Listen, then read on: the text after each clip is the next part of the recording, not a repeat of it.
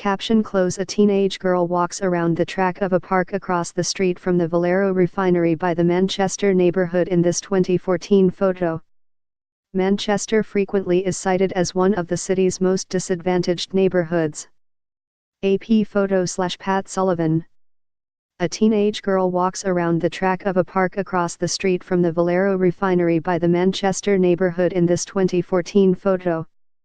Manchester frequently is cited as one of the city's most.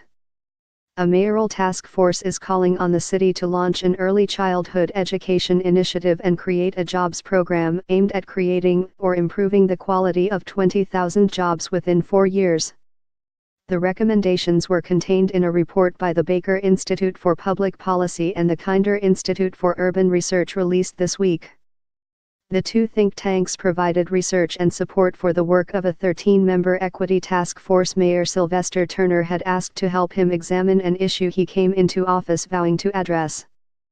Turner long has said he doesn't want to be the mayor of two cities, one centered on the city's rising skyscrapers, and one struggling with vacant lots, condemned homes, and stray dogs where the janitors in those towers live.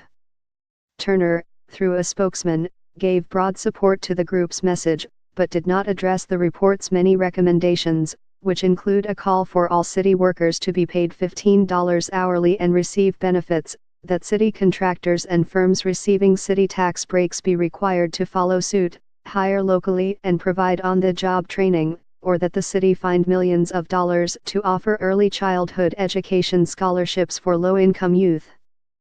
The goals in the equity report are among Mayor Turner's goals, as he has demonstrated with his actions and statements, Turner spokesman Alan Bernstein said.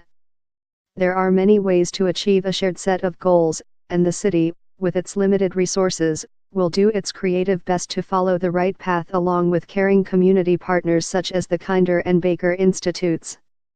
Bernstein's statement referenced Turner's signature policy initiative aimed at targeting investments in disadvantaged areas, complete communities, though that initiative remains largely in the planning stage and lacks dedicated funding. The statement also noted Turner's appointment of an education liaison, Juliet Stipush, and his Hire Houston Youth and Turnaround Houston programs. Among the report's recommendations are that the Hire Houston Youth program be expanded by requiring city contractors to provide positions for the effort, and that the hourly wage be increased from $8 to $15 per hour. The task force sought not to describe a path to equity in all areas of civic life, the report states, but to make relevant recommendations that could be implemented despite tight finances at City Hall. The city already is facing a projected shortfall of more than $120 million for the fiscal year that begins next summer.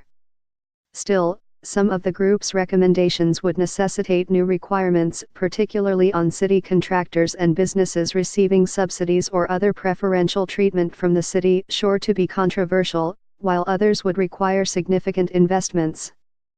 For example, the proposed early childhood education pilot program, which the report recommends be targeted in at least one of the mayor's 5 complete community neighborhoods, would cost between $18 million and $78 million annually, depending on the neighborhood chosen.